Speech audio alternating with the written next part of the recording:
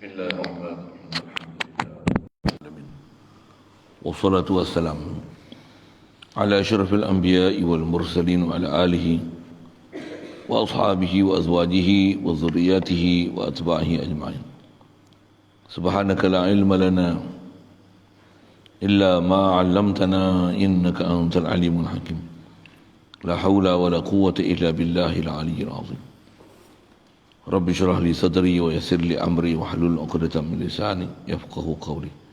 Allahumma iftah 'alaina bi futuhil 'arifin bika. Allahumma ij'alna minal ladzina yastami'una al-qawla fayattabi'una ahsana. Allahumma 'allimna bima jahilna wanfa'na bima 'allamtana wa zidna ilman nafi'a ya rabbal alamin. Rabbi a'udzu bika min hamazati syayatin wa a'udzu bika rabbi an yahdurun. U'izu nafsi billahi al-'aliyyil 'azim. Bismillah ma syaa Allah. La yasuqul khaira illa Allah. Bismillah ma syaa Allah. La yasrifu su'a illa Allah. Bismillah ma syaa Allah.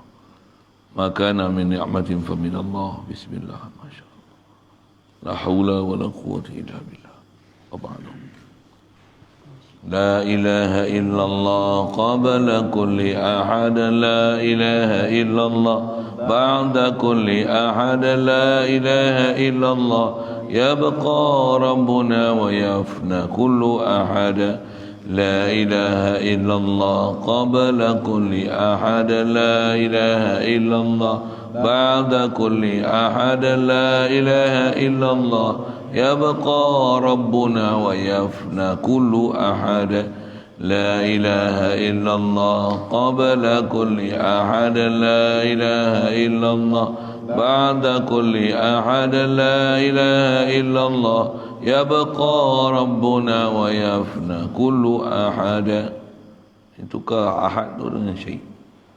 La ilaha illallah qabla kulli syai. La ilaha illallah ba'da kulli syai. La ilaha illallah yabqa rabbuna wa yafna kullu syai.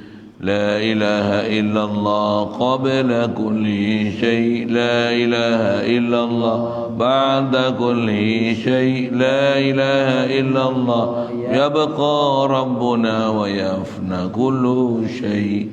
لا إله إلا الله قبل كل شيء. لا إله إلا الله بعد كل شيء. لا إله إلا الله يبقى ربنا ويفنى كل شيء.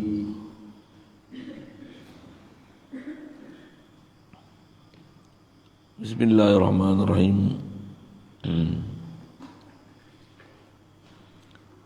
Adapun tanda yang menyatakan wajib bagi zat Allah Ta'ala itu bersifat dengan qiyamuhu binafsih, kerana firman Allah Ta'ala. InsyaAllah kita nak sambung masih dalam bicarakan sifat salbiyah, bicara bab dalil sabitnya sifat-sifat salbiyah ni pada Allah Ta'ala. Seterusnya ialah dengan sebut dalil yang menunjukkan sabit Allah Ta'ala ni memang qiyam bi nafsih. Firman Allah Ta'ala, innallaha la ghaniyun 'anil alamin. Terjemahnya bahawasanya Allah Ta'ala itu terlebih sangat kaya daripada sekalian alam. Mana dalil qiyam bi nafsihnya? Terjemah tu yang terlebih sangat kaya. Sangat kaya. Bahasa Arab dia ghani. Ghani itu menunjukkan makna qiyam bi nafsi. Jadi terjemah Melayunya ghani ni kaya. Apa maksud kaya tu? Yang tu kena faham. Yang tu yang lepas ada saya sebut kata soalan tanya mengenai kenapa tak belajar Asma'ul Husna 99 tu. Kenapa belajar sifat 20 ni? Ya. Sifat 20 ni adalah parti, rumusan. Dia adalah ibu daripada nak memahamkan segala sifat-sifat yang sepatutnya ada pada Allah Ta'ala sekalipun kalau kita tak belajar makna Asmaul Husna satu-satu dengan faham sifat 20 ni, faham bab yang berkaitan bab ketuhanan, insya-Allah memang faham. Kalau ikut semua disiplin dia dengan betul, memang betul-betul akidah kita ni tepat macam mana atas nama kaedah ulama ahli sunnah wal jamaah. Bahkan kalau belajar tak kena gaya Asmaul Husna tu, hanya tengok terjemah, silap boleh jadi sesat. Bahkan silap boleh jadi rosak akidah, jadi kufur, pasal salah mengertikan makna Asmaul Husna tu kerana hanya berpegang dengan terjemah, sedangkan tak ada format, tak ada kayu ukur untuk kita nak faham maksud Asmaul Husna tu dengan benar, dengan lurus, dengan betul, mengikut kaedah yang telah disebut oleh ulama. Antaranya Ghani, kaya. Kita faham apa kaya?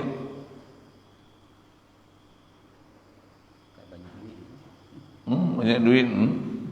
Allah banyak duit. Tak berhajat pada yang lain. Itu apa yang menyebabkan dia jadi kaya? Tak berhajat pada yang lain. Kaya tu dengan mana tak hajat pada sesuatu.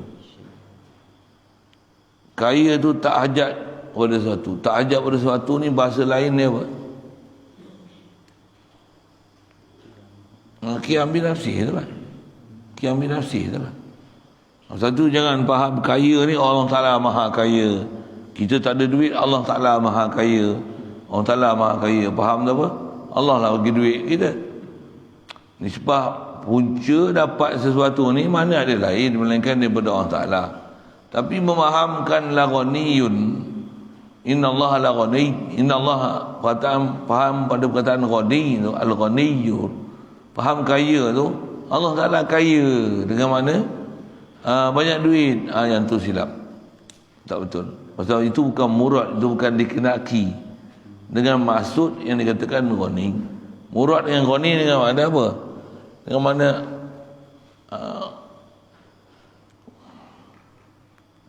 la yahtaju ila ghair. Ghani itu dengan mana la yahtaju ila ghair, dia tak hajat daripada sesuatu. Satu ghani pada Allah Ta'ala, ghani pada makhluk, jauh beza makna. Kalau kita terjemah ghani kaya dengan ghani pada Allah Ta'ala kaya, ini yang kata similarities, benda yang sama sebut tapi maksud dia different. Itu kot. Jadi kalau pada manusia kaya ni apa? Kaya dengan makna banyak harta benda, pemilikan, duit, tu kaya kita. Bahkan kaya kita tu sebenarnya kalau tengok bab ketuhanan itu miskin. Siapa? Berhajat. Orang kaya ni banyak harta benda, maksudnya tak ada harta benda, perak dia. Kalau dia ada banyak pemilikan, ternakan, ladang, emas, perak pun ada, duit pun ada, tu kaya. Kalau nisbah ketuhanan out, mana kaya macam tu? Satu kaya nisbah kepada makhluk ni dipanggil ghaniyul muqayyad, kaya yang muqayyad. Maksudnya nak jadi kaya tu dengan sebab ada sesuatu. Satu panggil kaya. Siapa kaya? Ada harta. Siapa kaya? Ada emas perak. Siapa kaya? Ada duit. Tak ada duit, tak kaya. Kalau bab ketuhanan apa nak kaya? La yahtaju ila ghair. Kaya dengan mana? Dia berdiri sendiri, tak hajat pada apa pun. Satu, kalau dalam konteks ketuhanan bagus, fakir lagi daripada ghani. Kalau nisbah kat kita lah kan, jangan takut kembali silap sebut lagi. Untuk jalan ke ketuhanan ni bukan kaedah dia ghani, tapi kaedah dia fakir. Boleh? Kalau kita nak jalan sebagai orang yang berjalan sebagai hamba, kena rasa fakir. bukan rasa ghani. Dan fakir tu fakir ke orang kalah, bukan fakir pada harta benda. Kalau nak ghani boleh juga, kena ghani daripada harta benda, bukan ghani dengan memiliki harta benda. Faham tak tu saya sebut apa? Boleh? Boleh. Tu kalau mengaji isti poyo tak faham tak tu. Apa saya sebut ni? Satu asal nak sebut dia ghani, kita ghani muqayyad. Allah ghaniyul mutlak. Apa makna ghani mutlak? Ghani pada dia dengan mana dia tak perlu milik sesuatu untuk jadi ghani pada dia. Kita ni pakai ghani muqayyad pasal apa? Kalau tak ada pemilikan banyak tak mungkin ghani. Kalau takat ada RM10 dalam poket, bukan ghani RM10. Sarapan pagi lagi habis. Makan apa? Roti telur goyang sarang. Habis 2 ketui, 2 biji habis. Special. Kau. Contohlah. Satu ayam, satu daging. Kambing pula. Lagi out. Masuk out tu apa? Habis duit, tak cukup. Berapa? RM10. Jadi kita nak jadi ghani ni muqayyad. Sedangkan dengan ada harta lagi banyak, sebenarnya bukan menyebabkan kita ghani. Lagi fakir kita pada harta tersebut. Berapa ramai orang lagi banyak harta, lagi fakir daripada harta dia. Bukan saja fakir, lagi bakhil dia daripada nak memberikan sumbangan. Pasal apa tu? Pasal bila dia kaya, rupanya bukan pemurah. Kaya makin kedekut dan sayang harta. Dan dia bergantung dengan harta dia. Ini bukan ghani. Ini bukan ghani yang dituntut dalam syarak. Dan bukan ghani pun sebenarnya. Bahkan itulah fakir hakiki. Fakir apa? Dia fakir, dia perlu duit, dia perlu harta. Apatah lagi jatuh pada hati pada harta. Ini tak pakai. Satu hamba Allah Ta'ala yang ghani ni, macam mana? Harta yang ada Allah Ta'ala beri pada dia, dia tak rasa milik dia. Bahkan dia rasa dia sebagai pemegang amanah, manager, uruskan, agihkan harta dia kepada siapa sepatutnya. Tengok siapa fakir miskin yang ada dalam kampung, cari. Tak ada kampung kita, kampung sebelah, kiri kanan, jiran. Buat apa? Bagi bantuan. Bagi sepatutnya apa yang dibagi pada mereka. Pergi tengok dinding tak ada, Allah, lantai, bilik ayah pun main tutup dengan kain lansir. Allah, kesiannya. Malam batik Haji Razman tu datang, antara dia datang tu pasal bawa daripada orang makan serai. Allah, dhaifnya. Satu keluarga, 3 orang anak. Alah, makan memang tak ada. Tengok rumahnya, ya Allah, kesiannya. Maksudnya ada orang macam tu, kita tak biasa pergi cari. Dia dah duduk kerja gitu, memang kerja dia kena turun padang, jumpa segala-gala. Apa nak sebut ni? Jadi ada orang yang susah macam tu kan. Jadi kalau orang ghani ni macam mana? Orang macam tu dia cari buat apa? Bantu. Bukan makin kaya jutawan pakai Ferrari. Jutawan lepas tu Lamborghini. Jutawan. Orang kaya buat tak, orang miskin buat tak reti. Mungkin buat tak reti. Jutawan, buat villa atas bukit tinggi. Jutawan, mampu terus lepas tu. Tak sedar diri. Auzubillah.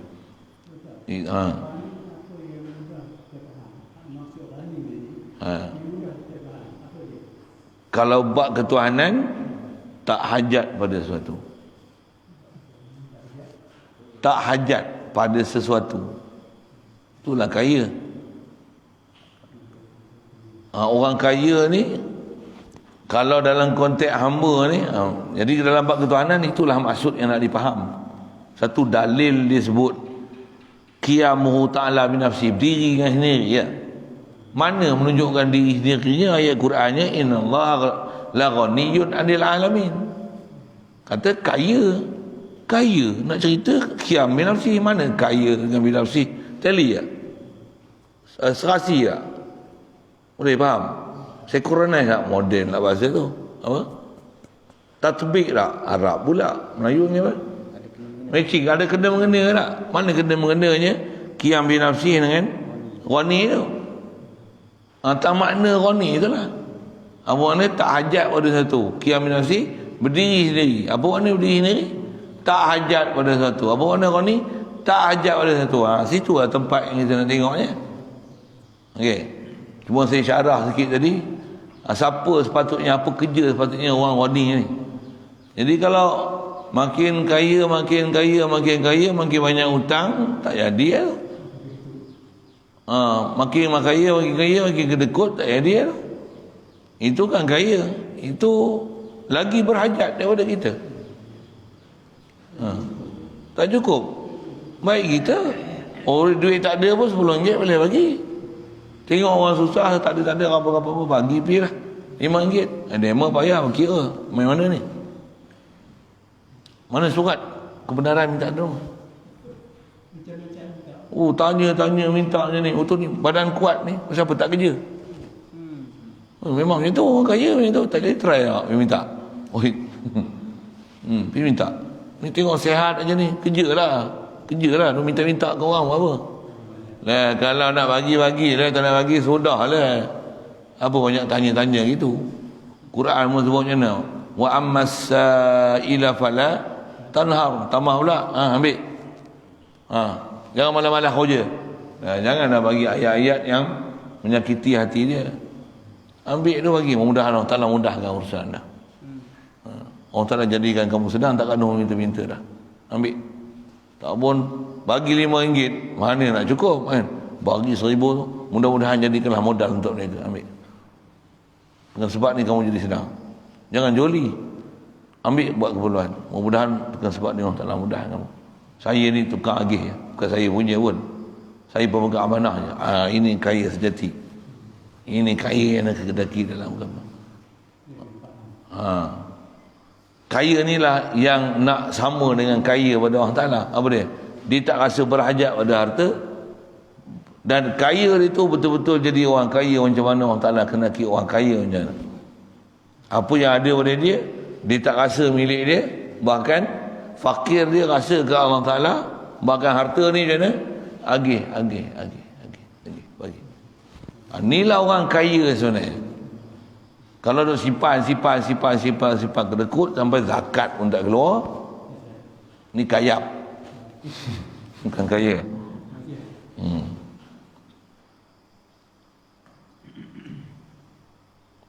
Satu sikit kalau fikir kaya ni, Rasulullah kaya tak? Paling kaya. Maksudnya apa? Tak pernah ada harta disimpan setiap hari. Dia dapat hari-hari banyak mana yang sahabat bagi. Masya Allah. Tapi kalau ada apa yang disimpan, kalau ada hari itu tak agih, kalau katalah dia nak tidur lah ni, tengok teringat, ada lagi orang bagi ni, simpan yang dia belum agihkan pada siapa sepatutnya dia beri. Macam mana? Tak tidur dia, bagi pada orang yang sepatutnya kena bagi. Dia tak akan tidur dalam keadaan ada simpanan. Kaya tak? Kaya hakikinya.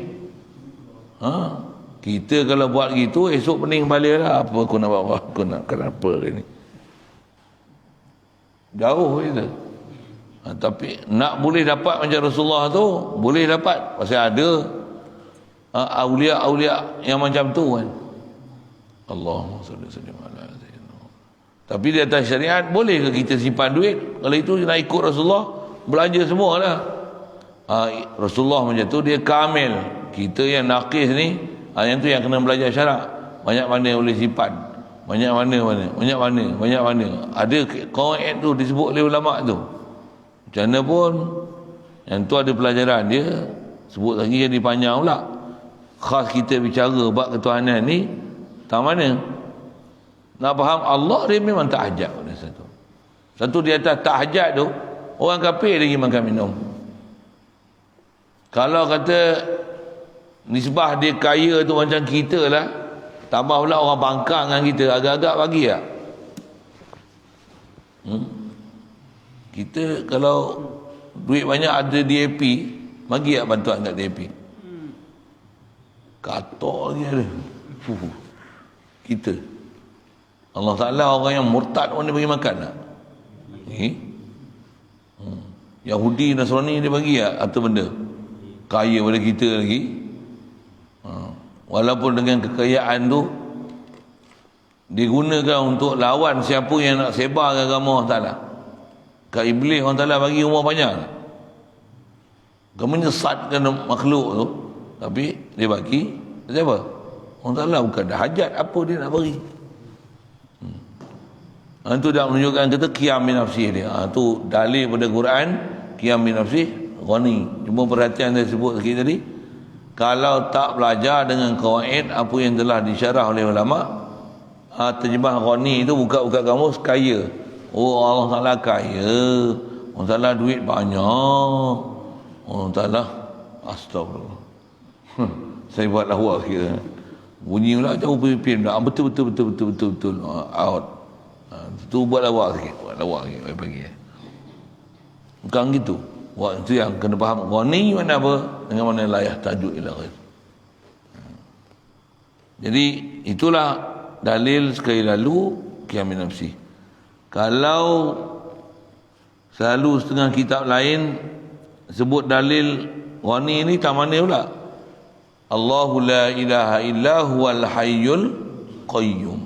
Qayyum tu apa makna qayyum? Qaim bi nafsi. Antara qayyum tu mana? Qaim bi nafsi. Qayyum tu daripada qama, qayyum wazan fa'ul. Qayyum. Apa makna qayyum? Ai qaim bi nafsi. Dengan mana tak hajat pada sesuatu. Ada juga seingat saya untuk mengaji dulu antara makna qayyum juga. Dia qayyum daripada qaim dengan mana dialah yang mentadbir dan mengurus setiap sesuatu yang secara ijmalinya dan tafsilinya. Maksudnya umumnya orang Ta'ala takbir, bahkan perincian satu persatu makhluk dia, walaupun makhluk yang setiap zarah daripada makhluk ni semua dia dalam qiyam, dalam urusan perbuatan pentadbiran Allah Ta'ala, tak ada satu pun terlepas daripada urusan dan pentadbiran dia. Yang tu juga antara makna qayyum. Data kita sebut ni qayyum, qaim bi nafsi, antara makna qayyum dengan mana la yahtaju ila ghair, tak hajat pada satu, dia qayyum. Ya.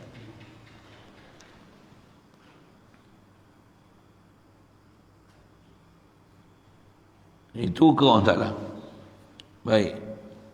Adapun dalil akal, tanda yang menyatakan wajib bagi zat Allah Ta'ala bersifat qiyam bi nafsih, maka kerana jikalau tiada ia Allah Ta'ala bersifat dengan qiyam bi nafsih, nescaya berkehendak kepada zat yang lain akan tempat. Nescaya berkehendak kepada zat yang lainnya. Apa zat yang lainnya? Akan tempat. Dia akan berhajat pada zat lain. Badal bagi zat lain tu tempat. Allah Ta'ala kalau dia tak qiyam bi nafsi, antara yang akan jadi ialah dia berhajat pada zat untuk dia ada. Pasal atas kata salah satu daripada makna yang tak qaim bi nafsih ni, dengan mana yahtaju ila mahal, berhajat pada tempat. Maksudnya yahtaju ila zat, dia berhajat pada zat untuk dia ada. Allah dia tak perlu pada zat lain, pasal dia zat. Dia tak perlu pada zat lain untuk wujud zat dia, pasal dia zat. Allah nama bagi zat yang wajib wujud. Dia dah zat, dia tak perlu pada zat lain. Satu sesat siapa kata Allah Ta'ala berada di arash, sesat. Kenapa? Zat dia perlu ada di arash untuk ada dia. Kan sesat tu. Lepas tu kita duk kelari sangat dengan golongan-golongan macam tu, pahaman-pahaman macam tu. Sebab memang sepakat, tak ada khilaf ulama kata sesat kalau faham dengan mana berada tu.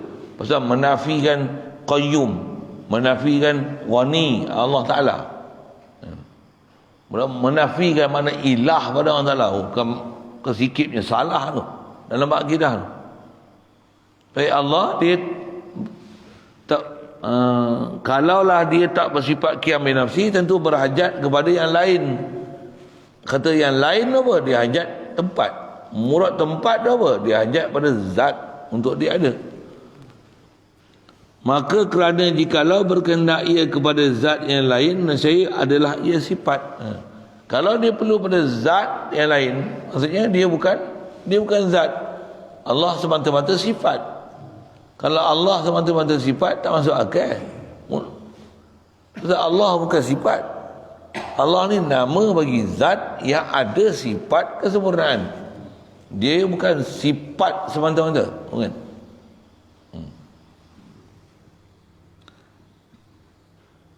Maknanya apa? Saya adalah ia sifat tu mana? Daripada maklum yang mengadakan dia tu lah. Adalah ia sifat tu, macam mana? Yang apa? Yang apa?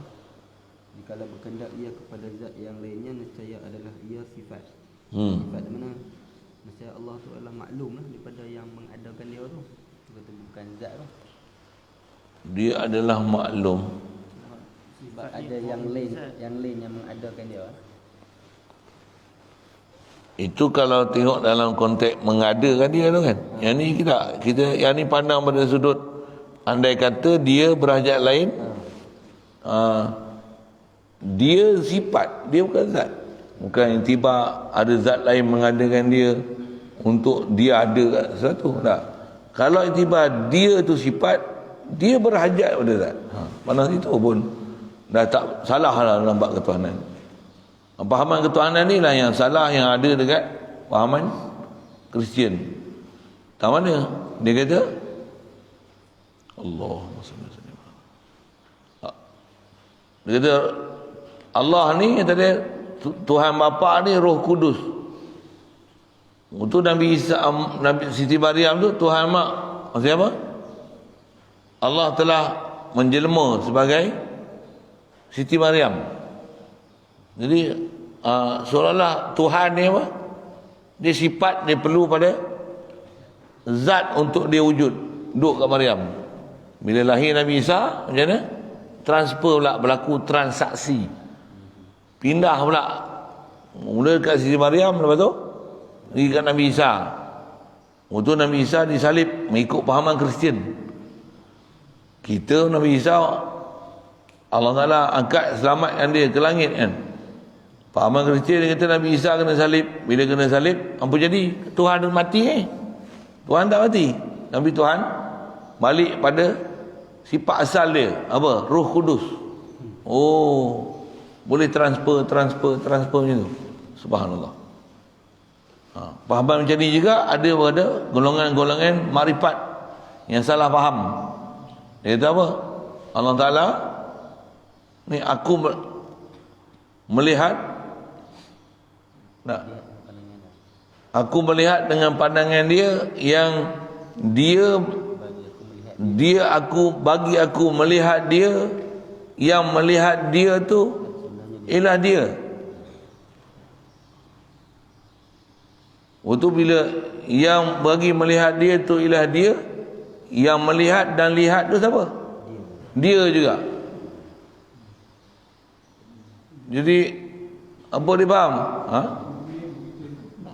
Memang ada orang ajar macam ni.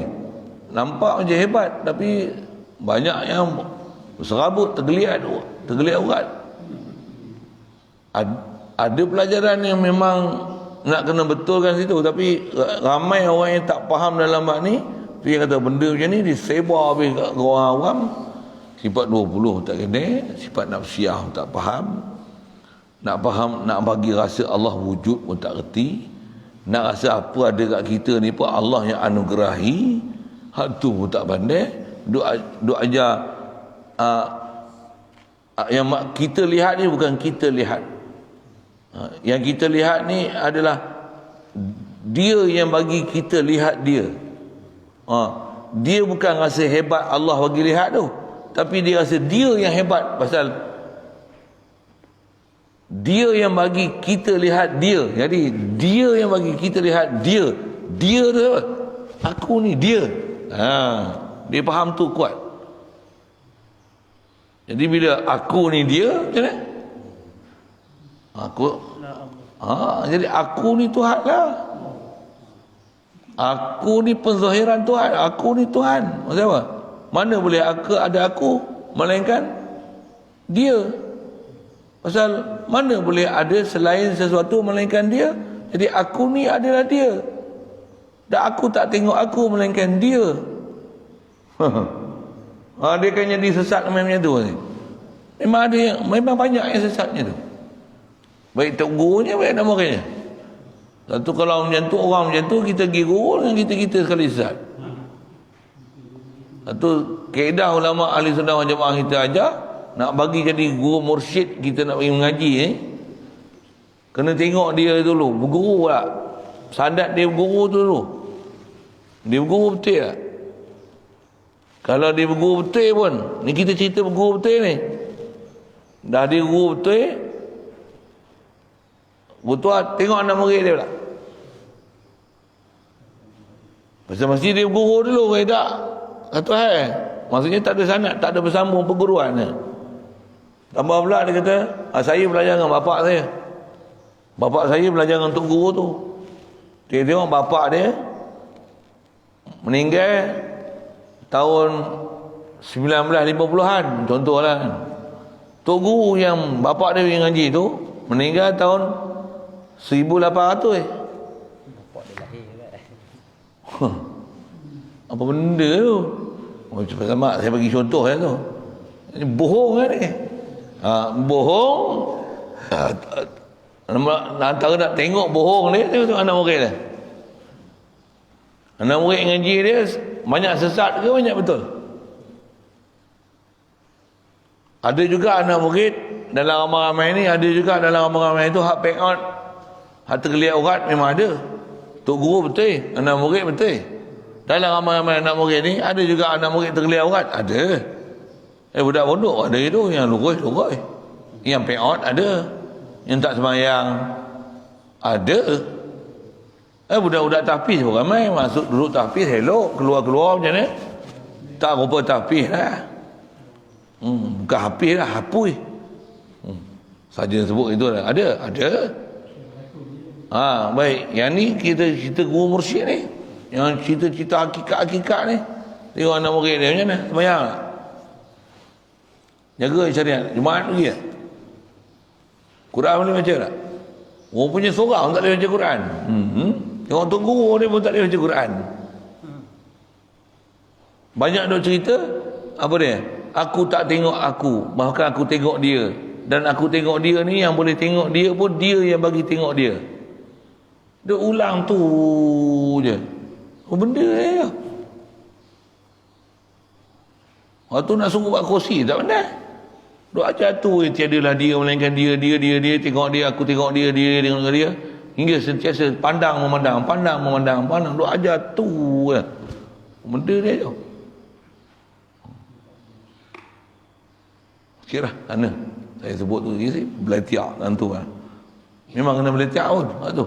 Jaga pasal ramai sangat. Saya tak rajin juga explore YouTube tu, tapi ya Allah, game marifat ni jenis orang mengajar dan orang suka akses pergi tengok, kalah orang mengaji macam yang tengok yang kita macam kita mengajar ni.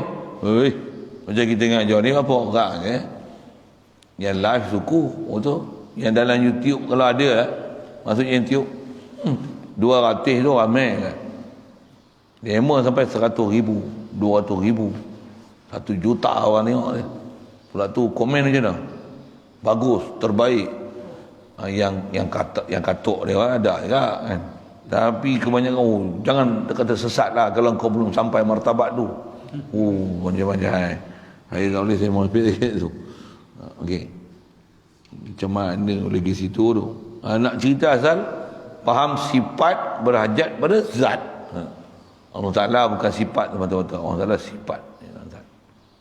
Tentu ada orang tak betul, nanti dia mesti tergelincir pasal dia punya kayu ukur untuk memahamkan kedudukan dia tu. Dia tak faham. Tentu orang nak dapat marifat ni, dia ibarat macam bawa kereta Ferrari. Kereta Ferrari tak ada brek. Boleh bawa laju, tapi brek tak ada. Macam mana apa? Mampu lah, itu kan maksudnya. Dia tak ada panduan. Apa benda. Saya dalam duk mengaji pun terus sebut panduan, nak beza zat, sifat, makhluk, khalik. Hak tu pun kadang kita kecoh. Terkecoh tu maksudnya apa? Makhluk ni kita bukan tak kenal. Kita duk mengaji, mengajar. Dalam duk mengaji, mengajar ni pun kita perasan, aku ni lajak ni. Lajak apa? Lupa ke Allah Ta'ala. Tuan-tuan tak apalah, wali-wali semua lupa tu mana? Lupa sudah. Ni bangun tidur pun, bangun pagi ni selama buat bodoh, poyo. Tak rasa buat Allah bagi hidup aku, Allah bagi ada aku, Allah bagi melihat aku, Allah yang beri kedekat aku boleh sampai duduk sini ni. Alhamdulillah. Tak hidup pun hati ke Allah Ta'ala nak rasa Allah beri aku. Kalau katalah ngaji tauhid ni nak dapat hakikat tu macam dia duk cerita tu, takkan ada ayat Quran sebut hadza min fadli rabbi liyabluwani ashkuru am akfur. Takkan keluar ayat keluar Quran itu. Siapa? Ayat Quran ni akan cerita aku dia aku, aku dia aku, aku dia aku. Cerita itu dalam Quran. Mana pula? Quran cerita proses. Besar pelajaran yang kena faham tu. Nak kena faham makhluk ialah makhluk, Allah ialah Allah. Perjalanan makhluk tak boleh ditinggal. Makhluk ialah makhluk. Dalam masa yang sama, hati mesti musyahadah pada Allah Ta'ala.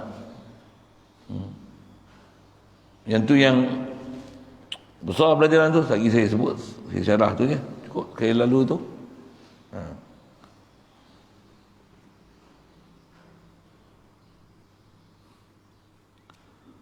Baik, jadi bukanlah nescaya adalah ia sifat. Jadi kalau kata Allah berhajat pada tempat, berhajat pada satu zat lain untuk dia ada, nescaya dia sifat, bukanlah ia zat. Subhanallah. Mustahil gitu. Pasal la ilaha illallah, tiada la ilah melainkan Allah. Allah ni nama bagi zat, maksudnya sabit zat. Pasal Allah tu nama, tak diitlakkan nama, mesti ada musamma. Maksudnya tak disebut satu nama, melainkan pasti ada Tuhan punya nama tu. Itulah tempat nama yang ke siapa akan dirujuk tu, itulah zat. Jadi sabit zat Allah Ta'ala. Dan zat dia yang bersifat dengan segala sifat yang sempurna itu. Jadi ternafi, kata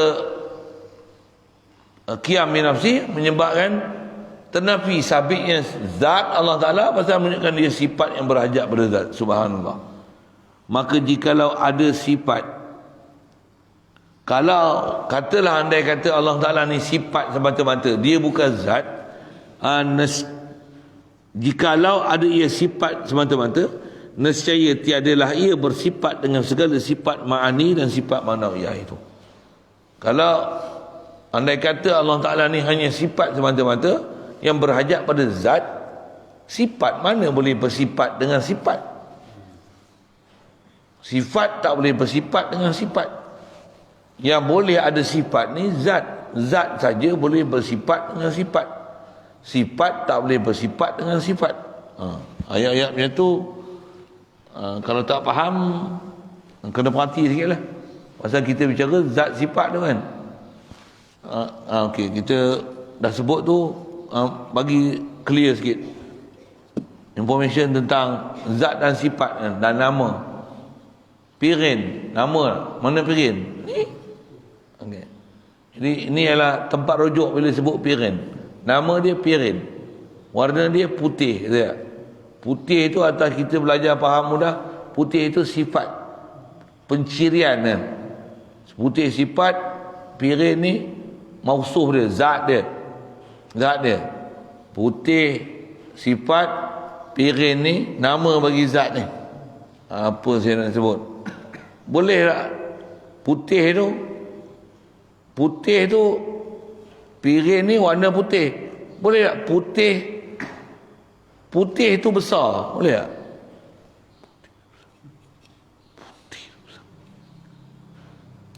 Pirin tu besar, boleh tak? Mana boleh putih tu besar? Boleh faham tak? Kenapa tak boleh putih tu besar? Sifat tak boleh bersifat dengan sifat. Sifat mana boleh bersifat dengan sifat? Yang boleh ada sifat ni zat. Pirin boleh besar.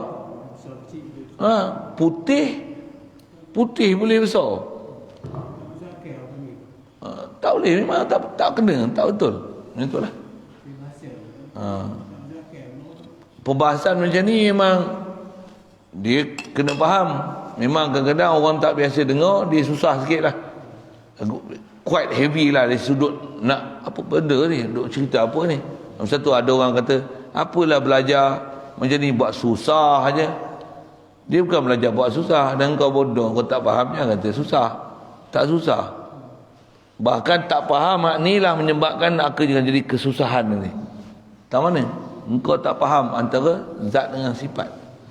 Tengok, kita masuk Wahabi sikit. Wahabi. Kalau sebut Wahabi ya. Golongan sesat yang dia kata belajar akidah ni, antara akidah dia belajar asma' wa sifat. Asma' wa sifat. Asma' mana apa? Sifat apa? Sifat lah. Dia sebut sifat, tapi dia tak faham sifat. Satu kata masuk parit, satu dia kata menyebabkan jadi susah nanti. Susah tak mana? Susah akidah ni, kita nak repair payah lah. Kenapa? Dia sesat lah. Sesat bukan sikit, sesat gila kan. Dia kata apa? Allah Ta'ala ada tangan. Tangan ni sifat Allah Ta'ala. Ya. Tangan ni sifat ke zat? Mana tangan? Jangan. Boleh? Ini tangan ni zat ke sifat? Wahabi kata tangan ni ayat sifat. Ayat tangan ayat sifat. Ayat muka ayat sifat. Lagi? Ayat mata ayat sifat. Ni ayat-ayat sifat. Jadi kita wajib beriman dengan ayat sifat. Dia sebut ayat sifat, tapi dia terjemah yad tangan, wajhu muka. Boleh? Faham? Jadi dia tak faham sifat tu apa. Dia sebut sifat, tapi dia faham zat, dia faham juzuk, dia faham muka, dia faham tangan, dia faham mata. Itu sesatnya fahaman golongan yang sesat macam ni. Dia kata Allah ada muka, ada tangan. Dia kata yang ni ayat sifat. Ini bukan sifat lah weh. Tangan ni zat, nama bagi zat. Tangan ni ada 5 jari. Jari pun zat lagi. Boleh faham saya sebut apa? Apa masalahnya? Dia tak faham, dia tak boleh beza zat dengan sifat. Habis-habis kena kencing dengan bola syekh dia. Rupanya syekh dia pun tak faham zat dengan sifat. Habis-habis bila kita ajar zat dengan sifat, kata dia, apalah susah? Susahlah. Bukan susah, engkau tak nak faham. Bila kita nak betulkan dia pula, apalah susah-susah bicara. Susah bicara apa? Dengan sebab kau tak faham zat dengan sifat ni, kau jadi sesat. Apa yang sepatutnya dipaham zat, engkau kata yang tu sifat. Akan bodoh tu. Bodoh satu, sesat tu lagi besar. Takat jahil tak ada masalah mana. Tapi dengan sebab jahil tu sesat berakidah yang dia faham sifat, sebenarnya dia i'tiqad zat pada Allah Ta'ala. Dia kata ada mata, Allah ada mata, Allah ada tangan, Allah ada muka. Itu faham zat, bukan faham sifat. Saya ada mata, saya ada muka, saya ada tangan. Ni juzuk saya. Allah ada mata, Allah ada tangan, Allah ada muka. Tu juzuk Allah, bukan sifat Allah. Boleh? Memang kena faham. Kena faham. Satu, kita belajar ni, kita bukan belajar zat Allah Ta'ala. Kita belajar sifat Allah Ta'ala. Pasal mana boleh bicara zat Allah Ta'ala? Pasal tak boleh bicara hakikat zat Allah Ta'ala. Satu, nak kena ambil kat di sebelah tu. Tu saya kata, kalau orang tak biasa belajar, memang quite heavy lah sikit. Heavy tu bukan sudut apa, tak biasa dengar. Satu, kalau sebut sekali lalu lagi, takrif sekali lalu. Apa dia zat, apa dia sifat? Zat ain, dia mesti diri sesuatu. Diri benda. Kalau benda, benda lah. Kalau Allah, zat diri Allah. Cuma diri Allah mana boleh kita bicara. Pasal bukan tempat untuk kita bicara. Bahkan kita dah sebut itu, nak berbicara, kalau nak bicara zat Allah Ta'ala, kau bicara zat roh dulu. Roh ni ada zat dia. Kita ada roh. Roh ni sifat ke zat? Zat lah. Ada zat roh tu. Zat roh ni apa? Cerita tengok roh tu. Zat roh tu apa? Mana boleh cerita? Mana boleh cerita? Tapi boleh cerita sifat yang ada pada roh apa? Dengan sebab ada roh tu kat kita, kita hidup. Kita boleh cerita dekat tu lah. Allah Ta'ala jadikan roh ni, dengan sebab roh ni ada kat kita, maka kita hidup. Cabut roh, maka jadi roh tu zat, bukan sifat. Apa saya nak sebut? Terus sekali lalu lah. Jadi kita tak boleh nak bahas. Jangan kata zat Allah Ta'ala, zat makhluk pun ada zat dia yang kita tak boleh bahas. Okey? Khas nak sebut tu tahu mana? Bezakan antara zat. Jadi zat ni adalah diri satu, ain sesuatu. Kalau kata pada makhluk, tubuh makhluk, apa lagi yang sebut? Batang tubuh makhluk tu. Kalau kita baca tubuh badan lah kan. Kalau botol, mana zat? Zat diri botol tu lah. Kalau oksigen, diri O2 tu, diri O2 tu, formula lah tu O2 tu. Itulah dipanggil zat oksigen. Itu zat. Jadi sifat pula. Sifat ni apa-apa yang kita nisbahkan kepada zat yang dia bukan juzuk zat tersebut. Kalau juzuk zat tersebut, maksudnya zat juzuk. Botol ni botol, tudung masih zat, label masih zat, pungkok dia masih zat, body dia zat lah tu. Cuma yang ni umum zat. Botol ada tudung, ada badan, ada label, ada pungkok. Mobil pasal pungkok tu. Yang ni adalah masih juzuk-juzuk yang menyebabkan benda ni dipanggil botol. Boleh faham? Tu zat. Jadi apa-apa komponen-komponen dia masih panggil zat. Bukan kata botol, tudung, sifat. Siapa? Juzuk dia. Bukan. Allah ada muka. Muka tu sifat. Muka tu sifat. Ni kesesatan golongan yang duk kata Allah ada muka, ada mata, ada tangan nak ni. Memang sikit aja. Bab-bab sesat dalam bab-bab macam ni memang sikit aja. Betul. Ayat tu memang kena faham betul. Sekali lalu saya sebut, tiang ulama sebut apa dia zat? Dia marji'ul asma' wa sifat, tempat rujuk zat dan sifat. Sifat ni apa pula? Sifat ni adalah sesuatu yang menunjuk kamalatu zat, sesuatu yang menunjukkan kesempurnaan zat. Zat ni pencerian yang kita nak ceritakan dia untuk melengkapkan penceritaan kat dia tu. Dia tu apa tu? Itulah sifat. Dengan kita bicara definisi takrif, sifat ni apa? Apa ciri yang sepatutnya disebut dengan ke dia, dengan tu kita akan kenal dia tu siapa, zat tu apa. Itulah sifat. Contoh mudah, kipas. Mana kipas? Rujuk kipas. Apa dia kipas? Kipas ni apa? Sebutlah sifat. Kipas ni alat. Kita berciri dia alat apa? Alat untuk menghasilkan angin. Dia atas fungsi dia. Kita letakkan fungsi, peranan, kerja. Tu sifat. Tu dipanggil sifat. Jadi nak sekali lalu sentuh zat dengan sifat. Jadi kalau sebut muka, tangan, mata, itu bukan sifat. Itu zat. Satu sesatnya fahaman yang kata Allah ada muka, ada mata, ada tangan. Pasal dia mensabitkan juzuk-juzuk dengan Allah Ta'ala. Dia bahas zat Allah Ta'ala. Itu kesalahan dia. Satu ayat-ayat macam tu tak boleh faham dengan zahir terjemah. Dengan sebab tu ayat tu dia panggil ayat muhkamah. Dia bukan ayat yang dia boleh dipakai dengan makna zahir dia.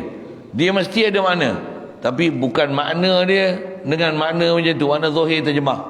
Untuk apa makna dia? Dah tak reti, wallahu alam. Yang tu baru salaf. Mereka duk sebut salaf, tapi dia kata Allah ada tangan, Allah ada mata, Allah ada muka. Kami itikad salaf. Kami beriman dengan apa orang Ta'ala sebut. Beriman je Allah ada muka, ada mata, ada tangan. Inilah bodoh nama dia. Tahu mana bodoh? Dia beriman ke Allah Ta'ala, nama iman, tapi dia itikad sabit juzuk dan anggota pada Allah Ta'ala. Ni bukan iman, ni kufur nama dia. Nampak? Kecelaruan faham tu kufur nama dia, bukan iman. Itu bukan iman. Iman ni mesti tepat, dia mesti al-jazmu mutabik lil haqqi. Mesti jazam tepat dengan realiti. Itu zat dengan sifat pun dia tak faham. Macam mana nak faham realiti? Dia kata muka sifat Allah Ta'ala. Ini dipanggil ayat tu sifat. Ayat menunjukkan sifat saja. Saya sebut tu pasal orang yang rosak akidah dengan sebab pahaman macam ni berlambak sangat lah ni. Jangan kata orang awam, ustaz pun faham macam ni. Ada PhD pun faham macam ni. Boleh gitu. Ada PhD pun faham macam ni. Bukan ustaz ke lah itu. Penyesat, bukan ustaz. Kalau mufti, bukan mufti, muftin. Benda mufti. Muftin ni apa muftin? Orang yang menimbulkan fitnah dalam masyarakat. Orang yang menimbulkan kehuru-haraan akidah dalam masyarakat. Memang huru-hara. Dia cerita ni huru-hara habis satu dunia. Huru-hara habis masyarakat akidah. Cerita benda tak betul dalam akidah. Dia kata ini akidah, ni salah. Dia gembar-gemburkan pula salah. Salah apa benda? Salah. Okay. Isu dia apa? Zat dan sifat. Bila kita cerita zat dan sifat, dia dah bergelepar dia tak faham. Dia kata susah. Dia atas susah dia tu menyebabkan dia sesat. Ni. Satu nak keluar daripada sesat tu apa? Kau faham elok-elok zat dan sifat. Tak tahu tanya. Ustaz, benar ke dia orang ni kadang dia orang menafikan lah, yang dia orang itikad bahawa dia sabit tangan, sabit muka, sabit tu, tapi dia tak itikad bahawa beranggota berjuzuk. Kekelakar namanya tu. Dia tak itikad berjuzuk beranggota, tapi dia hanya bertikad Allah Ta'ala ada muka, ada mata, ada tangan. Lepas tu serah tangan, muka dan mata macam mana. Kalau selayak pun tak boleh kan? Apa yang layak? Muka selayak pun tak boleh. Muka layak maksudnya muka. Sudah terjemah dah kan? Apa dia? Tak, terjemah tu siap lo, bagi istilah tu lagi betul lo. Dia kata ada muka yang selayaknya, maksudnya sabitkan muka. Muka ni apa? Zat ke sifat? Zat. Jadi muka ni juzuk Allah Ta'ala. Maksudnya Allah Ta'ala ada juzuk. Juzuk macam mana? Jangan fikir juzuk macam mana. Tapi ada muka. Tapi muka macam mana? Juzuk muka macam mana? Jangan duk cerita lah yang sembang. Apa benda tu? Cakap apa benda? Macam cakap kelin. Butak belit. Memang berbelit punya akidah macam tu. Memang berbelit. Boleh nampak butak belit dia. Boleh, situ. Apa lagi yang sebut? Memang dia orang akan menafi lah, kata dia. Takkanlah kita bodoh nak kata Allah Ta'ala ni. Memang bodoh pun sebenarnya. Dia tak nak nafikan kebodohan dia. Takkan kita bodoh nak kata Allah Ta'ala berhajat ke arash. Allah Ta'ala bukan berhajat ke arash. Kalau ke arash tu. Allah Ta'ala bukan berhajat ke arash. Allah istiwa, Allah Ta'ala berada di arash, berada yang layak dengannya. Bukan kata berhajat. Dia layak. Apa penting juga ni? Macam Allah ada anak kan, tapi dia tak boleh. Macam tu lah. Kalau nak sebut gitu, itu baik sebutnya ni. Allah ada anak, Allah ada isteri. Allah ada anak, ada isteri. Bukan dia berhajat pada anak isteri. Dia buat anak, dia buat isteri lah. Yang layak dengan dia. Macam, okey. Murni ayat tu.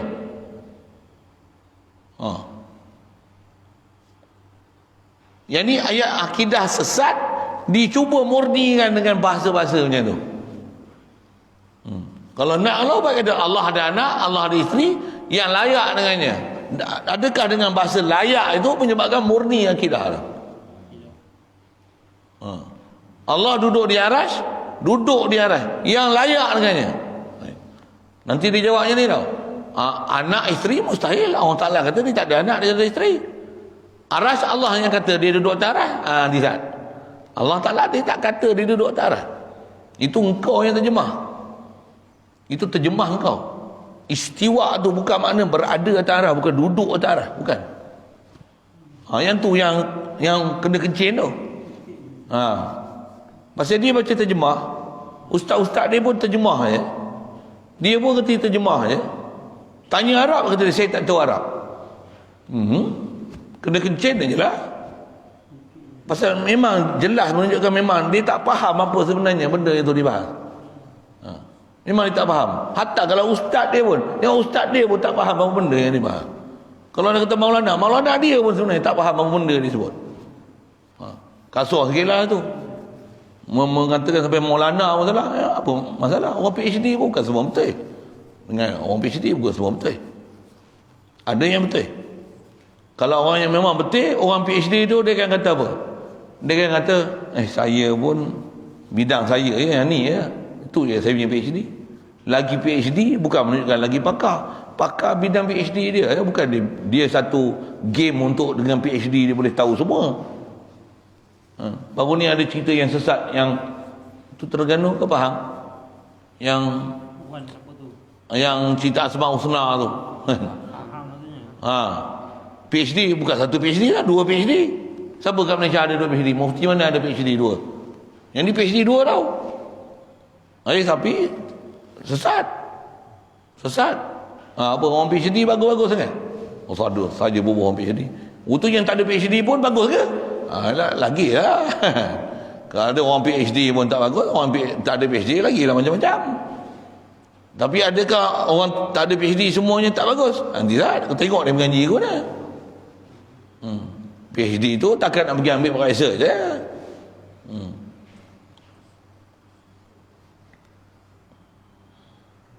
Apa cerita mula melarat PhD tu dah kata macam-macam lah ke PhD apa. Asal kita pokok akidah tu. Tapi pasal PhD tu dia di game untuk menunjukkan seolah-olah orang ada PhD ni dia betul semua. Dizat. Kalau saya buktikan orang-orang yang ada PhD itu sesat dulu. Berapa ramai orang ada PhD sesat. Saya sebut tadi 2 PhD pun sesat. Jaga. Gambar pula tak pernah mengaji, dapat ilham aja. Ini sesat. Tu yang kata nak berguru, kau mesti dapat sanad yang betul. Mesti ada salah silah. Okay. Jadi asal nak sebut kena faham beza zat dengan sifat. Pahaman gigi makrifat pun masalah dia sini. Dia tak faham zat dengan sifat sampai dia faham dia itu aku tak melihat melainkan Allah bagi melihat dia dan dia lihat ni dia, dan sebenarnya melihat dia tu ialah dia. Aku tak boleh melihat melainkan dengan dia. Dan bila dia bagi melihat ni, sebenarnya bukan aku yang lihat, tapi dia yang lihat dia. Nampak ayat dia? Jadi dia yang melihat dia tu macam mana? Aku ni melihat aku. Dia bukan aku melihat aku. Kalau aku melihat aku, ni syirik. Tauhid ni kata dia apa dia? Dia yang bagi melihat dia. Yang tiadalah melihat ni melainkan dia. Yang beri melihat pun dia. Yang dilihat pun dia. Ni pahaman wahdatul wujud yang sesat yang ni ya. Ini pahaman wahdatul wujud sesat. Tak mana dia sesat? Dia sampai menafikan makhluk. Dia menafikan makhluk. Sedangkan dalam syahadah wajib mengisbatkan makhluk. Muhammadur Rasulullah. Muhammad adalah utusan Allah. Maksudnya sabit makhluk. Sabit zat makhluk. Sabit sifat makhluk. Sabit af'al makhluk. Sabit milik makhluk. Makhluk cuma letakkan makhluk tempat makhluk. Letakkan Allah pada kedudukan Allah Ta'ala. Sabit zat Allah. Sabit sifat Allah. Sabit perbuatan Allah. Sabit milik Allah Ta'ala. Tak betul itu sesat. Satu kena faham, similarities dengan differences saja. Similar dari sudut bahasa, zat, sifat, perbuatan, milik, memang sabit. Macam mana nak kata zat tauhid kan zat macam mana? Hak tu kena ngaji elok. Kita belajar dapat wujud itu kan. Dengar tak dengar, tidur tak sedar tak tahu. Apa dia? Zat Allah, zat makhluk. Satu je wujud. Macam mana satu wujud ni orang tak faham ni. Dia duk kata tiadalah melihat dia melainkan dia, yang melihat pun dah dilihat adalah dia. Itu dia faham wahdatul wujud, sesat tu jadi situ nanti. Kaedah kita macam mana? Allah dia bagi jadi kita yang memang ada hakiki zat, wujud zati Allah. Kita ada, kita diadakan oleh Allah Ta'ala. Yang ni asas akidah yang kena faham. Yang ni lah yang nak diajar. Melihat, Allah melihat, kita melihat. Sebenarnya macam ni, Allah melihat, kita buta. Macam tu melihat ni, Allah bagi kita melihat, bagi letakkan makhluk tempat makhluk tu betul. Dia ada similar dari sudut nama. Allah melihat, kita melihat. Nama je melihat. Sebenarnya melihat siapa?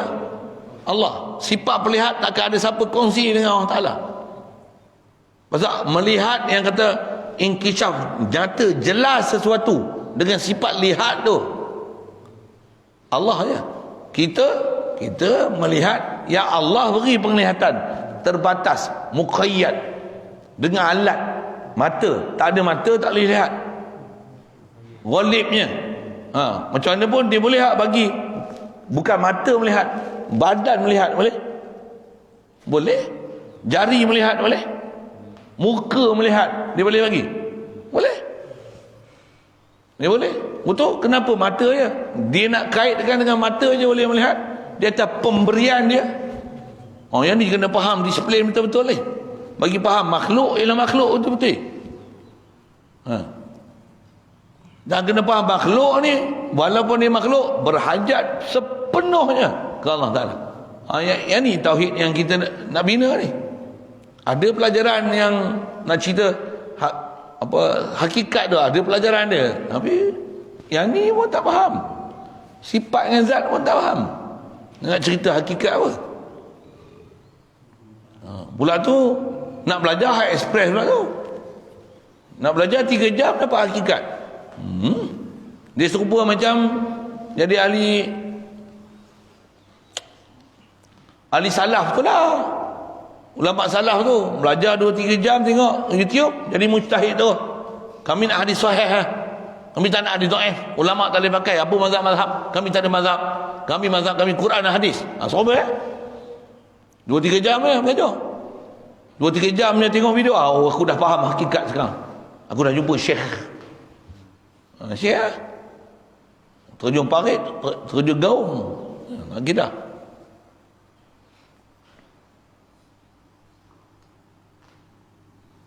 punca dia apa nak cerita situ semua tu? Zat sifat Zat sifat tak faham. Contoh saya sebut gini, gula manis contoh kan. Contoh saya tanya gini tau. Dia kata salah perangkap je. Siapa sedar? Gula manis. Dah jawab tu. Sifat manis. Gula apa? Tahu lah sifat dia manis. Gula tu apa? Gula lah. Yalah, gula tu apa? Dah sifat manis tu sifat, gula tu apa? Gula tu zat. Gula tu zat. Tak, gula bukan zat. Gula nama bagi zat. Itu mana gula? Zat tu mana? Zat tu gula. Nak pergi cari mana? Ambil. Ni lah gula. Itulah zat gula. Bukan gula tu. Gula zat. Gula bukan zat. Gula nama bagi zat. Jadi zat mana? Pergi ambil gula. Ambil zat gula tu. Ni gula. Diri yang bernama gula tu. Itulah gula. Macam mana pun atas istilah sebut gula maksudnya zat gula. Tak dikatakan nama melainkan musamma. Tu disiplin. Itu pun tak faham. Macam mana nak faham hakikat? Itu yang banyak masuk gaung tu situ lah. Ngaji tak orang dengar kata dia, macam ni lambat, bila nak pandai? Itu tak payah masuk sekolah tadika. Anak kau semua hantar PhD semua. Semua hantar universiti bayar masuk PhD. So, boleh faham? Buat apa? Buang masa je sekolah tadika, sekolah rendah, sekolah menengah. Buang masa je. Buat PhD terus. 7 tahun PhD. Boleh? Lambat, buang masa. 7 tahun bagi kahwin. Bagi kahwin tu dapat anak, senang. Cepat naik pangkat, dapat anak, dapat cucu. Jadi wali terus, datuk cepat. Saja ayat masih macam tu, dia nak cepat. Boleh jadi hafiz 2 hari, boleh? Sila kan? Boleh jadi hafiz 2 hari, macam mana? Ubah nama dia Hafiz. Sorry mesti nama. Boleh, bukan 2 hari, seminit boleh tukar nama, pergi pendapatan negara tukar nama Al-Hafiz. Boleh. Abdul Hafiz boleh. Tapi hafiz nama lah, bukan hafiz Quran. Saya melawak tu menyambil. Semua nak express. Ada proses lah. Ada proses. Itu yang nak jadi ahli tauhid express. Tu lipat tu. Jadi tu. Nak jadi salaf express, jadi salah pai. Sesat tak balik tu. Ada yang sesat tak balik tu. Kalau buat hakikat tu, saya ngaji kalau arwah batin tu disebut macam ni. Orang kalau tak mengaji asas ni, dia sesat alam batin ni. Alam batin adalah hakikat tu. Dia sesat alam batin ni, dia tak ada jalan balik. Pasal sesat alam batin lagi susah daripada sesat zahir ni. Sesat alam maya. Sesat alam batin susah nak balik. Pasal dia rasa dia duduk satu kedudukan dah. Gurur dia tu tak ada siapa nak tunjuk. Pasal dia tak tahu nak balik. Satu kena ngaji ilmu yang sebelum pergi masuk satu situ, kau kena faham dulu disiplin ilmu dia, baru boleh patah balik. Dia memang ibarat laut yang luas, tapi takut lemah dalam laut tu. Lemah mampu dalam tu, tak boleh nak balik. Sama juga macam orang yang kata tak mau ngaji mazhab, tak mau ngaji fiqah ni. Pasal apa? Kami nak ngaji Al-Quran dan Hadis. Luasnya ilmu Quran dan Hadis.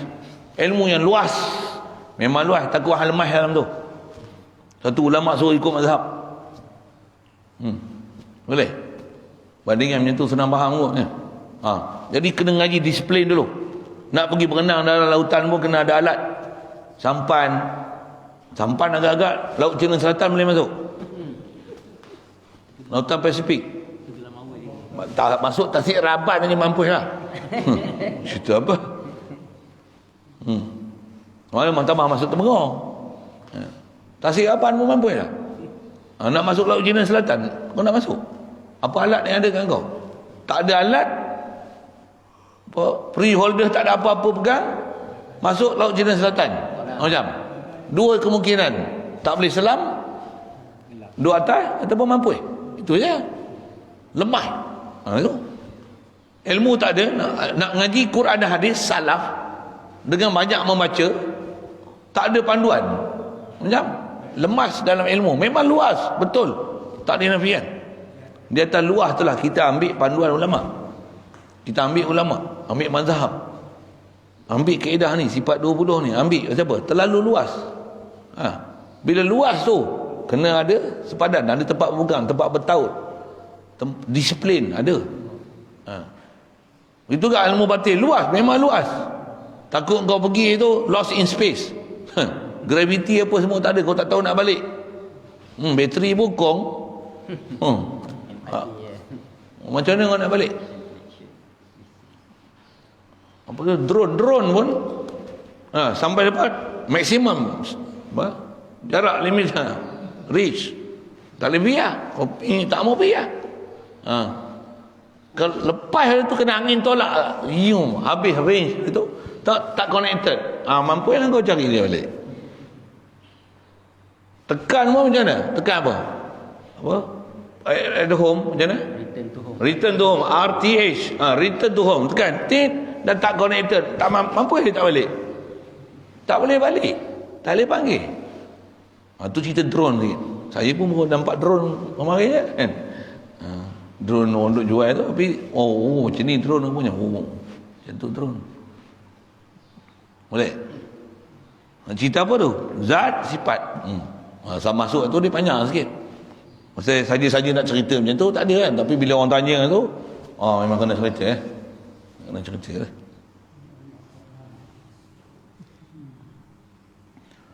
Ayat kita nak cerita kata Allah ni zat, dia bukan sifat semata-mata.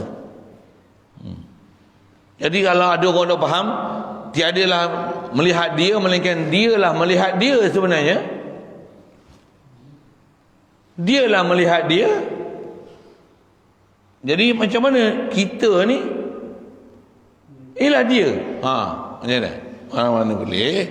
Dia akan jadilah fahaman sesat nanti, ittihad wal hulul. Dia akan jadi nanti dia kata bukan macam tu, bukan. Apa yang bukan? Apa yang iya? Dia tak ada tempat nak berpijak alam nyata tu. Apa ya? Ya tu apa? Bukan tu apa? Cerita. Kau tak boleh cerita, maksudnya kau tak boleh perikan apa display zat sifat Allah makhluk apa dia. Kau tak faham. Tapi nak cerita hakikat. Macam mana makhluk tu boleh jadi dia? Mana boleh? Itu istilahnya macam sifat dah menjelma dalam kita. Dia kata yang ni bukan jelma. Untuk macam mana dia tengok dia? Macam mana? Dia rasa. Dah rasa bukan boleh cerita. Kalau nak cerita pun apa display nak kau nak cerita? Saya tak boleh backing buat tu. Pasal bukan senang tu. Saya belajar tu. Belajar disiplin. Mula tu kan boleh cerita ke orang ramai. Ada benda yang boleh cerita ni. Tu kata tadi nak cerita bab ketuhanan ni, bagi rasa boleh rasa makhluk tu padat dah. Tengok makanan macam mana?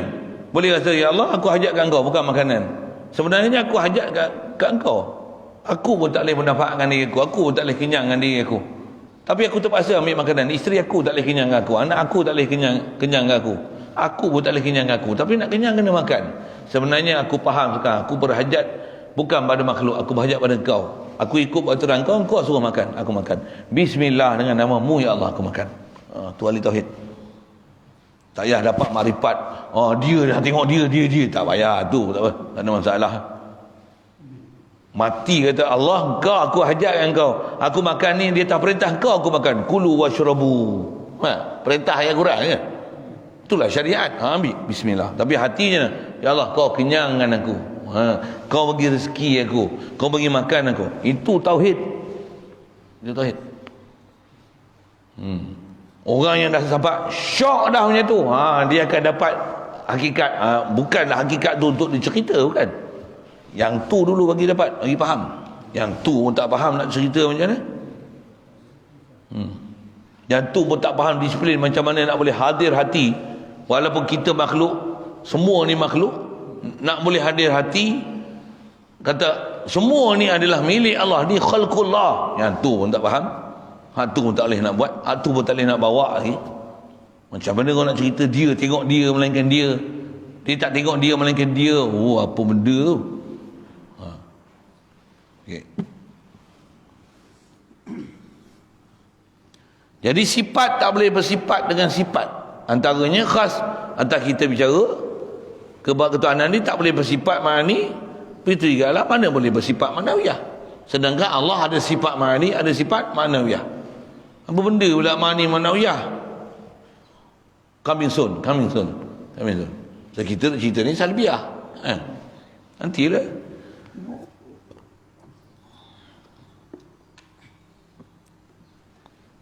Tiadalah ia berkehendak kepada zat yang lain. Jadi kalau gitu keputusannya,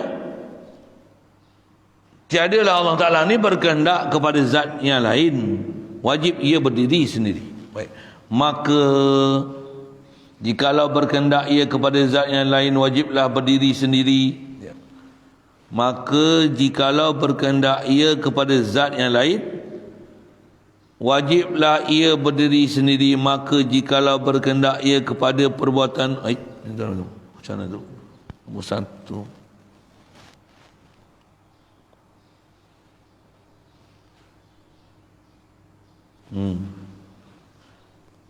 Dia ada talik nombor 1 tu.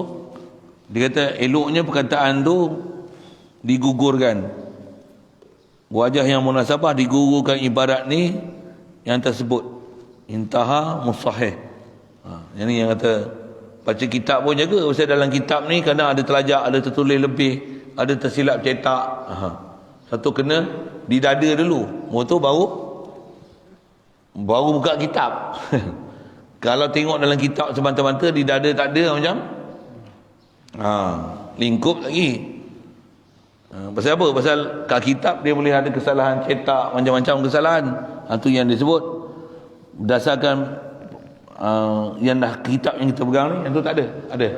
Ada juga, sama juga. Tu maksudnya dia buat cetakan baru pun dia tulis macam mana hal lama dan dia perbetulkan tu. Dia tak padam, dia tak potong, tapi dia tulis yang ni sepatutnya digugurkan. Ni amanah ulama-ulama dulu.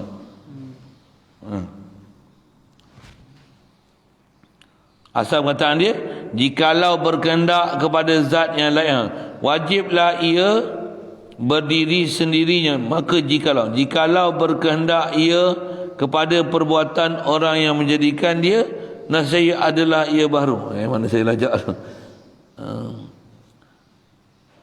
Tiada bersifat dengan sifat ma'ani dan ma'nawiyah. Tiadalah ia berkehendak kepada zat yang lain. Cukup itu. Wajiblah ia berdiri sendirinya. Okey, siap. Maka jikalau berkehendak ia kepada zat yang lain, kalau dia berkehendak kepada zat yang lain, wajiblah ia berdiri sendirinya. Wajiblah ia, betul tu ayat tu yang dimuskil tu. Wajiblah ia berdiri sendirinya. Kalau berhajat pada zat lain, bukan wajiblah ia berdiri sendirinya, mustahillah dia akan berdiri sendiri. Boleh? Faham? Apa muskil dia? Kita bercakap-bercakap tu.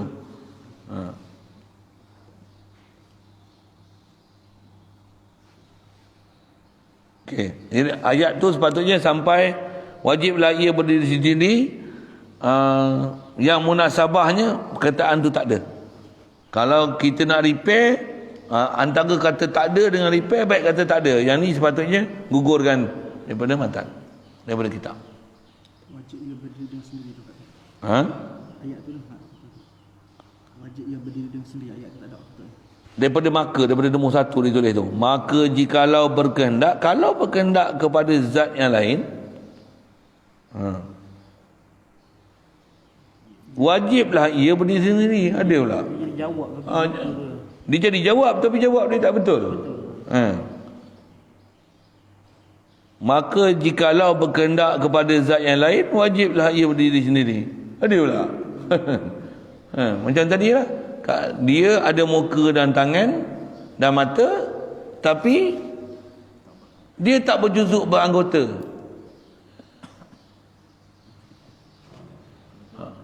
Kan pelik tu. Apa benda punya pahaman dia tu. Dia kata kita tak etikot berjuzuk anggota, tapi dia ada muka, ada tangan, ada mata. Pelik kita. Pelik. Dia macam mana kata, saya bukan lelaki, tapi saya ada siput. Tak faham siput tu. Siput tu kawan tu lah. Itu bahasa orang tua dulu lah. Itu. Dia ada siput, tapi dia bukan lelaki. Ada pula ni orang PhD dia kata apa? Saya bukan Wahabi, tapi saya menyokong Muhammad bin Abdul Wahab. Boleh? Betul. Ngejak je tu. Saya bukan Wahabi, tapi saya menyokong Muhammad bin Abdul Wahab. Boleh? Dia serupa macam ada orang kafir sebut macam ni, orang kafir. Mereka telah kafirkan saya. Saya bukan orang kafir, tapi saya sembah berhala tau. Boleh bang? Kita kena plan tu. Dia kata bagi ada akal, bagi faham benda tu, perkataan yang disebut tu. Kami bukan Wahabi, tapi kami Muhammad bin Wahab ni ulama besar. Kata bukan Wahabi. Nak bagi faham mudah apa ibu ayat kafir je lah kan. Orang kafir ni, mereka telah kafirkan saya. Adalah menteri dulu kan seorang, dia kata orang ni telah mengkafirkan saya. Saya bukan orang kafir, tapi saya sembah tokong. Kena buat macam tu, berlakon sikit. Kami tak bertikat Allah Ta'ala jisim. Subhanallah, kata dia.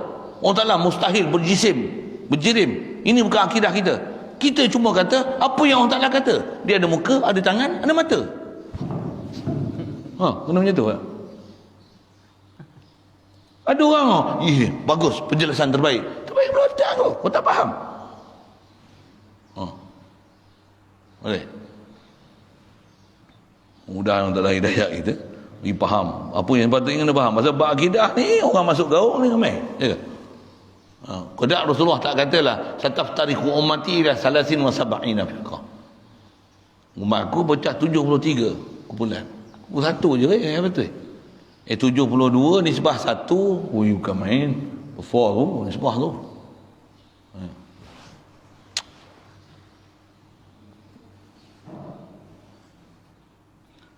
Maka jikalau berkehendak ia kepada perbuatan orang yang menjadikan dia, nescaya adalah ia baru.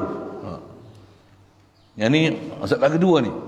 Maka jikalau ia baru, nescaya. Yang ni makna kedua pada qiyam nafsi. Dalil untuk menunjukkan ternafi je berhajat kepada yang menjadikan. Jikalau berkehendak kepada perbuatan yang menjadikan. Makna yang kedua pada qiyam nafsi. Kalau berhajat pada mukhassis, nescaya adalah ia baru. Barulah Allah Ta'ala. Makhluk lah dia, bukan Tuhan lah, bukan ilah lah tu. Maka jikalau ada ia baru, nescaya tiadalah ia bersifat dengan kidam dan baqa dan mukhalafah lil hawadis. Bila kata Allah ni ada yang menjadikan dia, bukan kidam, bukan baqa, bukan mukhalafah hadis, penat aja bicara tu, patah balik cerita balik Tuhan tu apa. Pasal dia tak boleh masuk.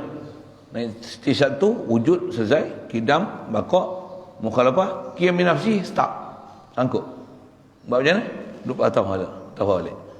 Pasal dia fahaman dia tak boleh memahamkan kata Allah Ta'ala ni apa yang sepatutnya, yang kata tak hajat pada tempat. Allah Ta'ala ni tak hajat kepada yang menjadikan. Dia tak boleh telan tu. Balik mengaji semula bab wujud. Macam mana wujud Allah Ta'ala? Mesti patah balik awal. Pasal apa? Tak boleh ke depan.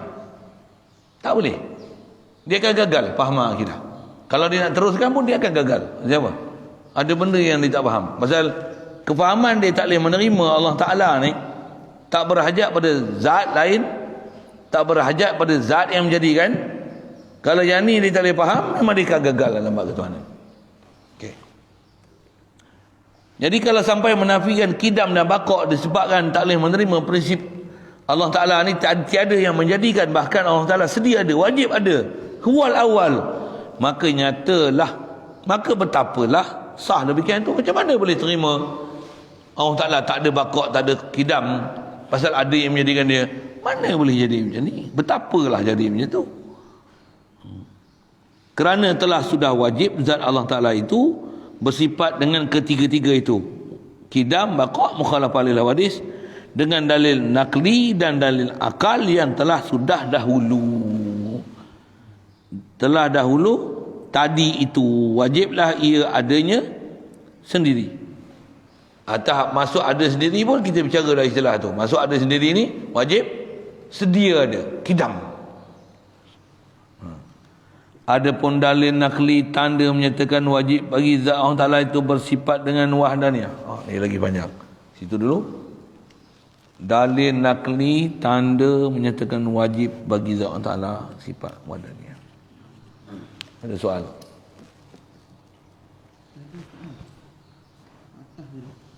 Nescaya adalah ia sifat, bukan ia bos. Nescaya tiada ia bersifat dengan segala sifat ma'ani dan sifat maknawiyah. Itu kerana bersifat itu kerana sifat yang lain macam kau ni. Ya ke? Maka bukanlah ia sifat. Bukanlah Allah Ta'ala itu sifat. Adalah ia zat yang bersifat dengan itu. Mana? Ada langkah. Sifat yang lain itu tiada bersifat dengan keduanya itu.